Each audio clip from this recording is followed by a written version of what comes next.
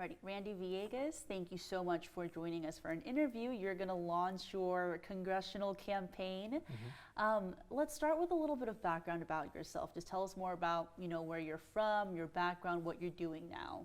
Absolutely. So I'm a son of the Central Valley. I'm the son of immigrants, and I grew up in a working class family here in Bakersfield. I've lived on the same bunk bed for 15 years. And so as a son of immigrants, I knew I had a lot of privilege growing up. Having a 9-digit social security number that allowed me to help my parents make ends meet. I grew up working as many jobs as I could to help my family. Every weekend we'd get up at 6 a.m. in the morning to go work at the swap meet, and then later on I grew up working in my family's auto shop. And ultimately I pursued my education. I was the first in my family to graduate from Bakersfield College and CSUB, and then I earned a full ride fellowship to UC Santa Cruz to get my PhD. So since then, I've come back to the Valley. I'm a professor at a local community college, and I'm also an elected school board member for a local K-12 school district. So I've been fighting for working families and for students my whole life, and I'm ready to continue this fight in Congress. And I'm very proud to be from the Central Valley and can't wait to represent the Valley in Congress. And so your background has been a lot about education, your background, your focus, your fight, like you said. Now that you are running for Congress, what are kind of those priorities? In addition to education, what would you say you're really hoping to make an impact on? Absolutely. Well, first and foremost, we need an economy that works for everybody. We know that the Central Valley feeds the world, and yet our workers are struggling to feed their families. And that's because right now we have Congress that's been prioritizing tax cuts for billionaires as opposed to helping programs that support our working families. If you look at this latest budget reconciliation package, there's over $880 billion in cuts to Medicaid, to SNAP, to WIC. These are programs that I grew up on. My mother was one of the 40,000 plus women in this district who relied on WIC to make sure that she had baby formula so that I was fed. I grew up on free and reduced school and breakfast lunch programs, and that's what allowed me to focus in class as opposed to focusing on my stomach grumbling. And just last month, House Republicans announced a plan to cut billions of dollars from school meal funding over the next few years, and that to me is just unconscionable. We can't have that. How can you think about taking food out of hungry kids' mouths? And so we need an economy that works for everyone. And when we talk about healthcare, 2 out of every 3 people in this district relies on Medicaid. And the fact that people are losing their healthcare coverage right now is crazy. It's insane, and we need Congress to do better, and we need a representative to do better. And so I'm willing to be that candidate and that person for this community, and that's why I'm running. Education is also a very big key. When I talk to students who graduate from my community college, they're terrified about the cost of 4-year tuition at universities or those that want to transfer to trade schools. Your future potential, your ability to get a good paying job that has a good paycheck should not depend on how much money your family makes. Your ability to have a good education or to have access to healthcare shouldn't depend on how much your family makes. And that's why I'm fighting for everyone in this district and fighting for the Valley. What would you say kind of the deciding moment or factor was for you in running for Congress? Because obviously you've been in this community longer than I have, and you were very active, but I also feel like I started seeing so much more of you when the Trump administration took office and when these hands-off or healthcare rallies started happening in just recent weeks and months. So again, tell us more about kind of your increased presence in our community recently, and then also what that deciding factor for your campaign was. Absolutely. Well, I would say the deciding factor is a combination of many of those things. First, the vote to move forward this blueprint to cut Medicaid and SNAP and WIC is something I just couldn't stand for. And so immediately I began speaking out against these cuts and will continue to do so. But it's not just healthcare or Medicaid, it's also education, right? I organized a letter around the Department of Education being abolished before Trump issued an executive order, hoping that our congressmen would have the spine to stand up to President Trump and this administration, because that is funding for our Title I schools, for our low-income students. That is funding for programs with students with disabilities. And what did we hear back? Nothing. Crickets. And I think we deserve better than that here in the Central Valley. I think our communities work too damn hard to not have a representative who's willing to stand up and speak on the issues, especially when those issues are going to impact us so dearly. Or even when we look at the immigration raids that have been happening recently in our community. As a son of immigrants, when I see that farm workers were stopped on their way to work as they try to feed their families and try to feed the rest of the world, when I talk to families in my own community and throughout the district who were afraid of sending their kids to school, why is our representative not speaking up about this? That's why I'm willing to fight for our communities. I'm willing to stand up to any president, to any party, and to truly fight for everyone, because like I mentioned before, our families work too hard to not have a representative doing their job. And to get into the race a bit more, Congressman Valadao, the incumbent, he's been reelected time and time again, despite the registration numbers in the district, despite the makeup of the district.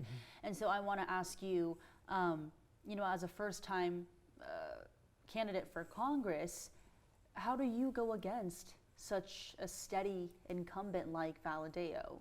Absolutely. Well, I think we're going to do things a little bit differently than previous campaigns.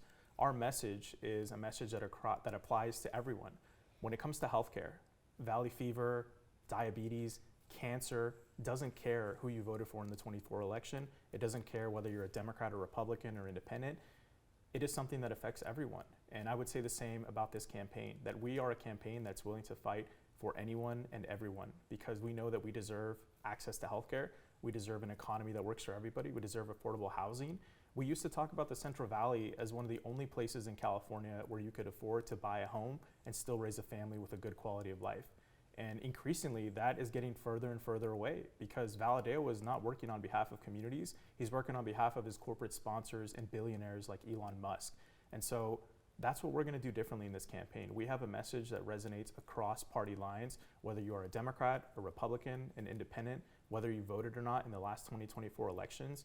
If you want a congressman who's working on behalf of communities as opposed to corporations, and somebody who's more in love with people than power, then I'm your candidate, and I would love to represent you in Congress. So you have a very concrete plan as to how you're going to speak to all voters. But I'm curious if your campaign is also keeping in mind the very realistic issue of voter turnout, because that's another issue we see specifically in the 22nd Congressional District, right? Rudy Salas, for example, his voter base simply doesn't show up. And that's what he emphasizes over and over again. But in 2022, 2024, we just didn't see that Democratic, Latino-based turnout to vote. How are you going to get voters to turn out? Absolutely, and with all due respect to previous candidates, I think we need to do things differently. I think we need to invest into reaching out to those communities, to knocking on their doors, to making those phone calls, to make sure that they turn out to vote. But beyond just contacting them, it's also giving people something to believe in. When you look at many of the issues, with all due respect to Assemblymember Salas and Congressman Valadao, at times I felt like I was listening to the same person. And so I'm willing to be somebody who's willing to fight for working class people.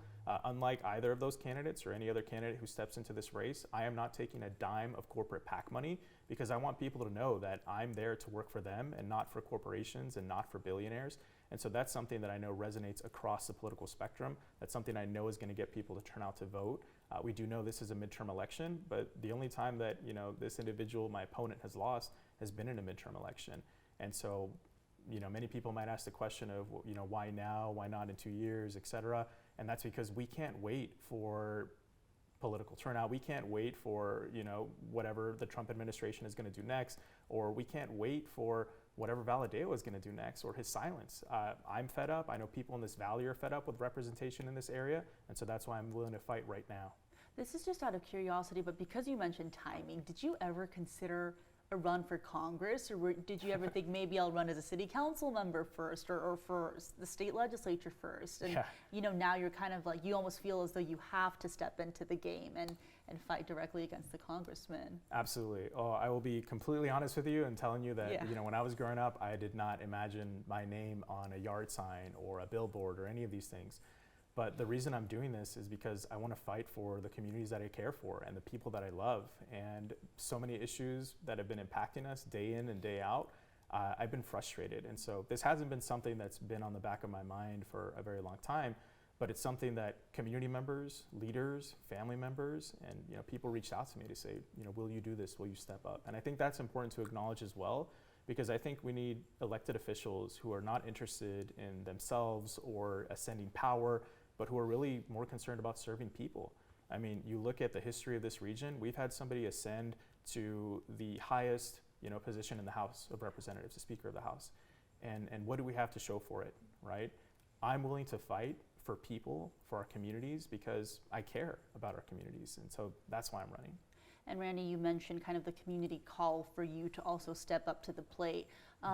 What's the community support you've been getting? And when we talk about politics, we talk a lot about politicians, activists. Who's behind you in this race so far? Absolutely. You'll see that we have a very people-powered campaign. We're coming out with lots of local endorsements from city council members, from mayors, from local school board elected officials. And that coalition is only going to continue to grow as we announce our campaign today and we kick off, and as we continue to campaign throughout the year. But what you'll see is that this is truly a campaign that is driven by people, not by any specific political party or special interest group, but by community members who know that we deserve access to affordable healthcare, affordable housing, an economy that works for all, and a paycheck that is able to pay for your bills at the end of the month, right? And to pay for healthcare, to pay for tuition, and to be able to afford to feed your family and beyond. And so that's what we're going to see across this district. We're already seeing lots of excitement, that I'm very proud of my team building a coalition that isn't fighting for a specific group of people, but is really here to fight for everyone. You may touch on this later in your announcement, but can you name a few of those endorsements? Absolutely. So we have city council members, for example, like Joe Soria from the Lindsay City Council. We have mayors like Mayor Ray Leon from Huron. We have school board members like Brooke Malley-Alt and Anthony Fuentes from the Bakersfield City School District. We have support from the Tulare County Office of Education, Trustee Raymond Macareno, College of the Sequoias School District Trustee Connie Diaz, and the list goes on and on and on. I'm very proud that not only do we have support here in Kern County, we also have support in Tulare and Kings. And so this district is a very big district, and we want to fight for everybody, regardless of where you live. Our rural communities, I also will say, are extremely important to me. Our unincorporated communities that often get neglected, we need to fight for everyone. I want to touch on Rudy Salas a bit more. I understand it's still very early on in the election cycle, but because for the past 2 election cycles, I feel like for this race, a lot of people feel that the Democrats just came in with the same approach. Rudy Salas was the Democratic candidate at the local, state, and national level. Dolores Huerta, who endorsed you for your school board position, I believe, that's correct. She's a firm backer of Rudy Salas, potentially this time around too, who knows. Rudy told me a few weeks ago at one of the town halls that he's not ruling out a run for 2026. He's filed a statement of intention to run. And so does it come down to you and Rudy, Randy? I'm just genuinely curious. When it comes to the Democrats and the Democratic candidate in this race, does it come down to you and Rudy at this point? What I will say is I have all the respect in the world for Assemblymember Salas and his work in the state legislature. I actually interned for him back in college, and so there's a relationship there. But with all due respect, I don't think that third time is going to be the charm. And that's what I've been hearing from community members. And I think folks in the Valley are ready for a fresh perspective, a new voice, somebody who's going to do politics a little bit differently than the traditional establishment. And make no mistake, we have support from Democrats, we have support from independents, we have support from Republicans. And I think that's the kind of coalition that we need to build to win this election. Who knows what happens between now and the June primary election, but we are in this, and we are in this to win, to represent our families, to represent working families across this district and beyond. We talked about education, healthcare, immigration as well. You mentioned all of those are priorities. I think when it comes to Congressman Valadao and kind of his track record in Congress, it's been heavily focused on water. For example, he also talks a lot about agriculture and our farmers. On those topics, would you do anything different from what he's doing, or do you have plans on addressing those issues that his constituents have showed that they care about? Absolutely. Water is life here in the Central Valley, and we need to make sure that our farmers and our community members have access to water, not only to build a good economy around agriculture, but we need to make sure that we have access to safe, clean drinking water for our residents. And I would say I'm willing to do more than Valadao in this regard, because right now Valadao's tariffs are hurting our farmers, are hurting our local economy, and they're only going to continue to suffer as he remains silent in this complicity. When we look at the abolishment of USAID, and when we look at the fact that we feed the world, and these tariffs and these trade wars are going to affect our bottom line and our local economy, why isn't he standing up? I'm willing to be somebody who's going to stand up for our farmers, who's going to stand up for our community, who's going to stand up for water, and to make sure that we get our fair share of resources, because water is life. Whether we're talking about our farmers, whether we're talking about our community members, the fact that we have people in this district that today still do not have access to safe, clean drinking water, I see as a failure on the congressman's regard, and I'm willing to fight that issue every single day. And I know moving forward, you're staying busy. Like tomorrow, for example, the Bernie Sanders AOC rally, you'll be one of the speakers there. Yep. Tell us a little bit more about how that came about and what you will be discussing come tomorrow. Absolutely. So Senator Sanders and Congresswoman Cortez are coming to the district as part of their Fighting Oligarchy tour. And really what they're showing is that we have a government right now that's not working on behalf of people, But oligarchy is government that's working on behalf of the few, the very powerful in our country. We look at billionaires like Elon Musk, who right now are trying to slash Medicaid or Social Security and all these programs while his companies are benefiting millions of dollars a day. That's not a government that's working on behalf of people. And so I'm very proud to be speaking at this event. I'm glad, and to say that, I think Senator Sanders has now come to Bakersfield at least 3 times, 2016, 2020, 2025. And that is 3 times more public kind of events than Congressman Valadao has had in the last decade. And so I would ask the question of, why are you so afraid of the people that you're supposed to represent? Why is it that he hasn't attended any of the town halls that he's been invited to the last several months or years? That to me is someone who's inaccessible. That to me is somebody who's not in tune with the district or paying attention to what constituents are facing. And so as your congressman, I will make the pledge to have at least 2 town hall events every year to make sure that we're constantly meeting with community members, we're answering questions, and there's no question about where I am or where I stand on a particular issue. At least 2 in person? Absolutely. Okay. And actually open to the public, not some pre-screened teletown hall that I know he likes to fall back on, but how accessible is that to people, right? And moving forward, what does campaigning look like for you? We're over a year out from the June primary, so it's a long road ahead. Absolutely. But what is campaigning, like you said, actually connecting with the voters? What is that going to look like for you? Absolutely. You'll see me at events. You'll see me at all different parts of this district, making sure that we're meeting folks where they're at. We're going to be talking to voters across the political spectrum. We're going to be talking to voters in unincorporated communities. We're going to be talking to voters in every single part of this district. I also do work a full-time job, and I think that's important because we need working class people to have working class representatives for them in Congress. And so I'm going to be working every single day tirelessly throughout this campaign to make sure voters know about our campaign and why we deserve their vote. And I'll be doing that not just until June, but to the general election and beyond to make sure that we have everything it takes to win. And out of curiosity, are you talking to the local Democratic Party about endorsements and having their support as you move forward? Absolutely. I've definitely been having conversations with local Democratic leaders in the Central Committee in both Kings, Tulare, and here in Kern. I know some of these processes and timelines are different for clubs and organizations, but absolutely we want to secure as many endorsements as we can from community members, from political parties, from individuals who are community leaders as well. And I'm assuming Ms. Huerta is also part of those communications. Absolutely, yes. Okay. I've had a conversation with her. It was a great conversation, and look forward to hopefully earning her support as well. Yeah. Well, Randy, that's it for me. Anything else you would like to add, whether about your campaign, plans moving forward, priorities, anything I missed? Absolutely. One thing that I really want to emphasize right now is this reconciliation package and the $880 billion that are going to be cut from Medicaid, from SNAP, from WIC. Just the other week, I was talking to somebody who works at the Tulare Health Centers, who works with a mother who has a child with cancer right now, a pediatric cancer patient, who relies on Medicaid as they fight for their life. And I'm here to say that nobody should be fighting cancer and their congressman at the same time.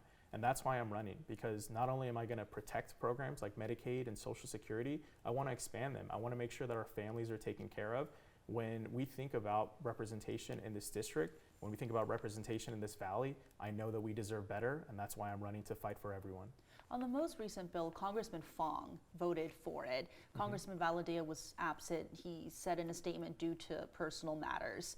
But he has long maintained that in a final, version of that bill, if it does include cuts to Medicaid, Medicare, he will not vote for it. I mean, the straightforward question is, do you believe that he will stand by his words? I don't buy that for a single second, because if that was the case, why would you have voted to move forward the budget blueprint in the first place, knowing that these cuts would come? And for all this talk, I remember on the last cycle, I believe he was attacking Assemblymember Salas for missing a few votes in the Assembly. Where is no-show Valadao? Why did he not vote on this bill? I think people deserve somebody who's going to be voting on bills, not somebody who's going to be absent. And so I will be there voting on bills. I will be there to represent our communities, because that's what the Valley deserves. Dr. Randy Villegas, thank you so much for your time. I appreciate Absolutely. it. Thank you, Jenny. Thank you.